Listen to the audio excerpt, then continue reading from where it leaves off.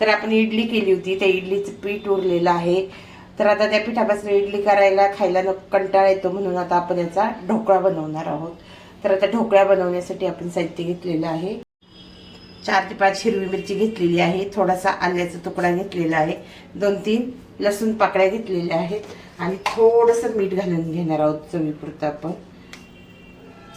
आता हे मी जाडसर वाटून घेणार आहे. तर आपलं मिरचीचं जाडसर वाटण झालेलं आहे. हे वाटण आपण आता पिठामध्ये टाकून घेऊया. आता आपलं वाटण टाकून झालेलं आहे. आपण व्यवस्थित असं मिक्स करून घेऊया. आता आपण ह्या 2 ताटाला तेल लावून घेतलेलं आहे.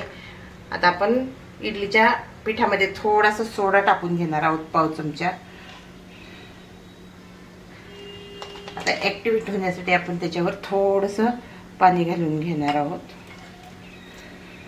व्यवस्थित असं परत त्याला मिक्स करून घेणार आहोत, कारण तो व्यवस्थित मिक्स नाही झालं तर काय होतं, त्याला लालसरपणा येतो आणि आपला ढोकळा पूर्ण असं लालसर दिसतो. म्हणून मी व्यवस्थित असं फेटून घेते. या ताटामध्ये टाकून घेते मिश्रण. तर दुसऱ्या ताटामध्ये टाकून घेऊया. तर आता आपण दोन्ही भांड्यांना छान असं टॅप करून घेऊया, म्हणजे काय होतं, मिश्रण एकसारखं पसरतं. तर आपण पाणी गरम करायला ठेवलं होतं 10 मिनिटं अगोदर.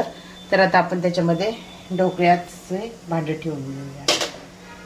जी ताटं घेतली होती तर ती दोन्ही ताटं एकावर एक ठेवून घेतलेली आहेत. आता आपण अर्ध्या तासासाठी याला छान असं वाफवून घेणार आहोत. आता मी याच्यावर झाकण ठेवून घेतलं, छान अशी वाफ देऊन घे.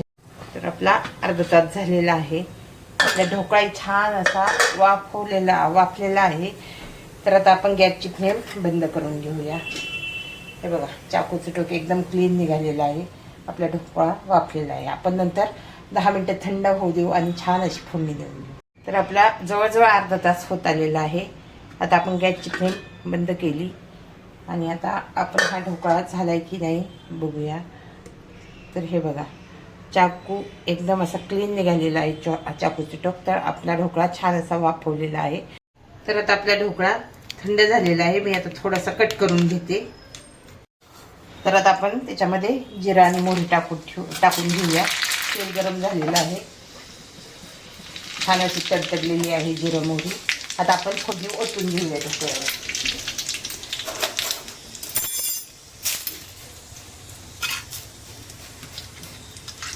तर आपला ढोकळा खाण्यासाठी रेडी झालेला आहे. तुम्ही पाहू शकता, सुंदर असा ढोकळा होतो.